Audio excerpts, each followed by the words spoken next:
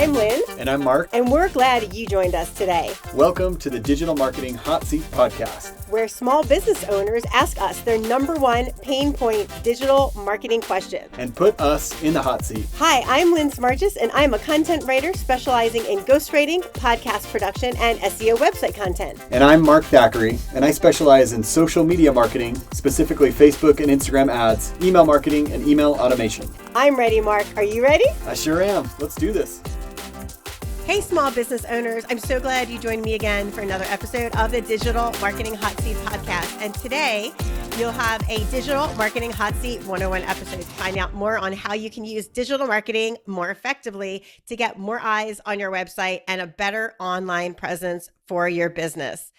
But before we jump into the show, I just want to tell you really quick about some client work I've been recently doing. So one of my new clients, which I absolutely love, her name is Mary, and I have been doing some website content and some blog redevelopment for her. Now, what does that mean? Like website content, clearly that's like writing website content, but blog redevelopment. So one of the things I do for clients is I take their blogs and their old blogs that they've published and I rewrite them to add SEO keywords, subtitles, and SEO friendly titles. Now, why is that important? Because you can write information all day, but if you're not having any keywords or subtitles and keywords in your subtitles and titles for your blogs, it's going to be not a really great, efficient way for you to get noticed by Google. So Google's looking for those keywords and it's looking for those keywords that people are using a lot. And so in order to get your blog found online, indexed and searched by Google, you have to be putting in words in your blog, especially in your title and subtitle, because those are two of the most important spots in order to get seen and get indexed by Google. So what I did for this client is I helped her, took all her old blogs, which were I think 8 or 10, rewrote them, put grammar, like fixed the grammar, did a whole bunch of stuff, and then also added the SEO keyword subtitles and also added keywords into her title and keywords into her content. And we're going to republish that, and that's going to give her much better SEO on her website. And if you put out consistent blog content, that's really great. Google loves original content. The more original it is, the more Google loves it and the higher they rank you. So that's really good for your SEO. So that's one of my clients that I've been recently focused on. But today in this episode, we're going to talk about what is a lead magnet for episode 3 for season 2. And like how you can give you some ideas for how you can put together your own lead magnet. All right. So first of all, what is a lead magnet? Now you've probably seen more than one of these and you've probably even downloaded one and you didn't know it was called a lead magnet. So what a lead magnet is that it is a free offering you're going to give somebody when they come to your website. So for example, if you've ever been on a website and it has a pop-up or it has a page on it that says, hey, download our 10 tips for blah, blah, blah. Or it says like, we've got this free online course that you can take. Or it says something like, hey, take this quiz and, find out about XYZ. So and anytime you do that and you put your email in to get that free item, then that person has given you a free gift in exchange for your email. And then once they have your email, they put it on their email marketing list because you usually have to check off the box that says, I agree to get email marketing. Now, if you don't want the emails, you can always unsubscribe because legally they have to have an unsubscribe button at the bottom of their email. And that's fine. You can always download the lead magnet and unsubscribe from their email, but it's a really great way to capture emails. So if you're looking to increase your email marketing list, and everybody should be, because email marketing is a really, really great way to get in front of your leads and your clients. And we talk about that last season on the title, Is Email Marketing Dead? So if you haven't checked out that episode, definitely check it out. That's a really great episode. And we talked about, why email marketing is still the number one most important thing. And you should definitely put your money into email marketing. All right. So that's what a lead magnet is. So what should you do for a lead magnet? First of all, how do you come up with ideas for a lead magnet? That's what everybody always asks me. So the easiest way to figure out ideas for a lead magnet is, what do your clients ask you most often? So I get asked what is a lead magnet? Should I have one? So I actually have a lead magnet on lead magnets. And then people also ask me, like, what do I need to do better for my website? So I have a website review link that people can just click on, put their email in, and I give them a video review of their website to tell them what type of SEO content they need to be adding to their website to increase their SEO. I get another question, why aren't people coming to my website? Like what can I do to increase my SEO? Like what is SEO? So I've made lead magnets for many of those topics because I get asked those questions a whole bunch almost every time I talk to somebody. So sit down for a minute and make a list of all of the questions you get asked when you are doing a discovery call with someone, or just in general, if you're talking about what you're doing, like what are the questions that you get asked? And you should easily be able to come up with 3 or 4. Now, out of those 3 or 4, which one of those you get asked the most? And so if you're not sure, just pick one. And so whatever your topic is, say you're a landscaper and people are wondering, like, what should I do in the fall to help me like prepare my lawn for spring or summer? Then if that's the question you get asked the most, then you're going to make a lead magnet around that. So you're going to make information and educational piece around that. And then after you write up all your educational content, you want to put a call to action in the end. So this is really important. One of the really important things you need to know about a lead magnet.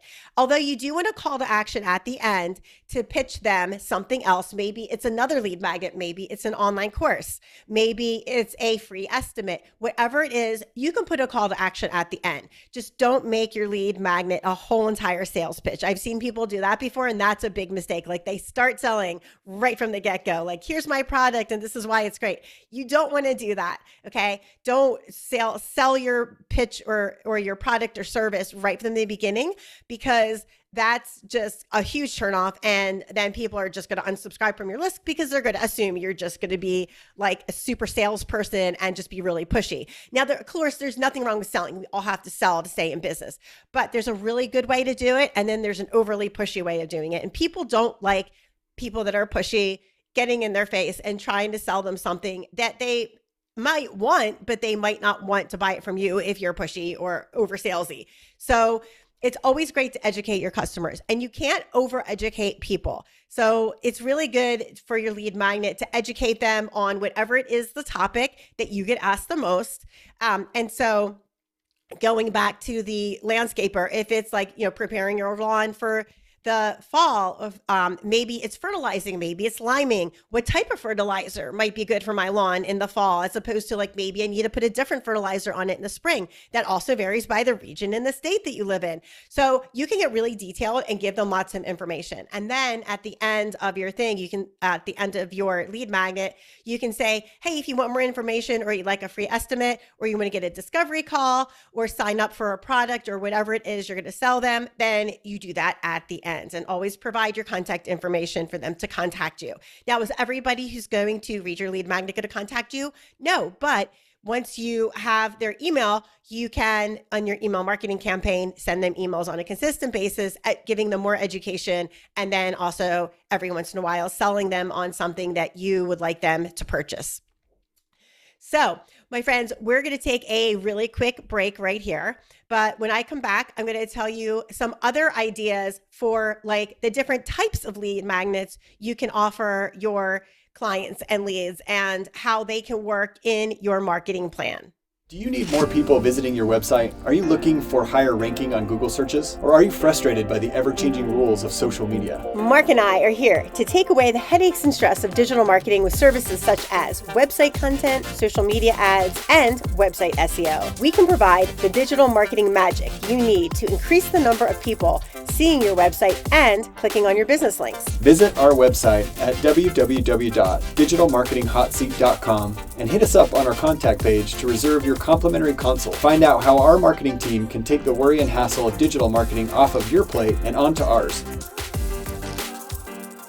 All right, we're back for the second half, season 2, episode 3. What is a lead magnet? Now, the first half I talked about what is a lead magnet, an example of a lead magnet. So you can offer many different things as a lead magnet, but one thing you don't want to offer is a one-to-one consultation with a lead magnet, because A, a lot of people offer those, so it's kind of overused, and B, that's going to take up a lot of your time if you're offering your time one-to-one free.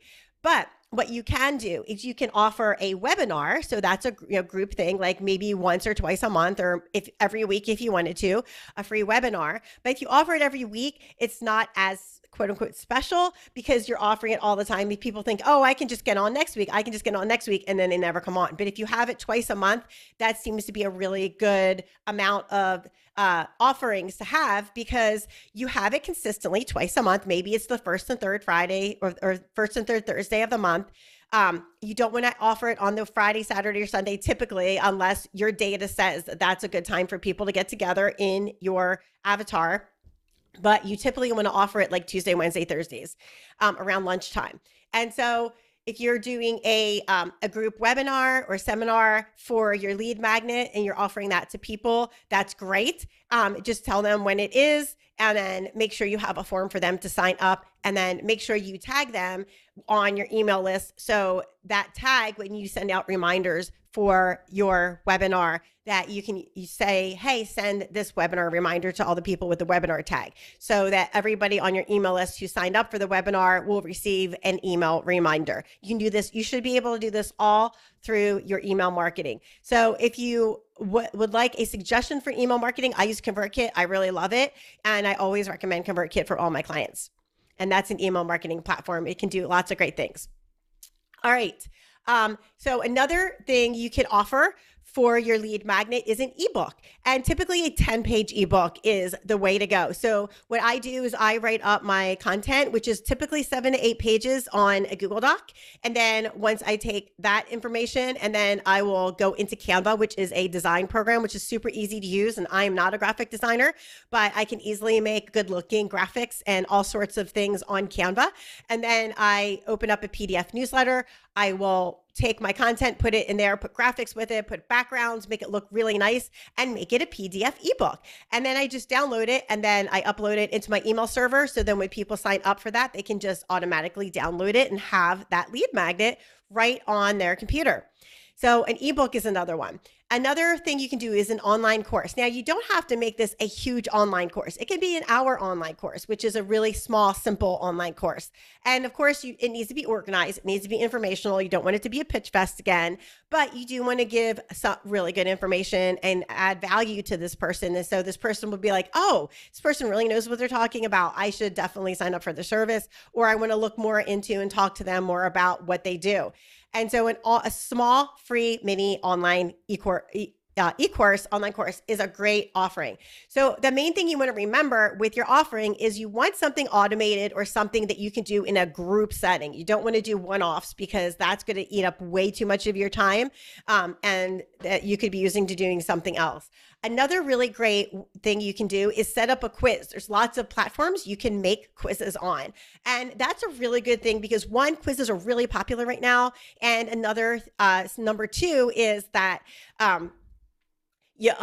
people love to do quizzes and you find out lots of information about that person. So even if they don't sign up for your service, you can find out what do they want from this service? Like, what do they like? What do they need? What is it that they're really looking for? What's their pain point? So you can find out a lot of information in addition to just getting their email.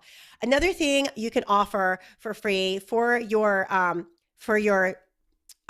trade is that if you're doing a lead magnet, you can offer them an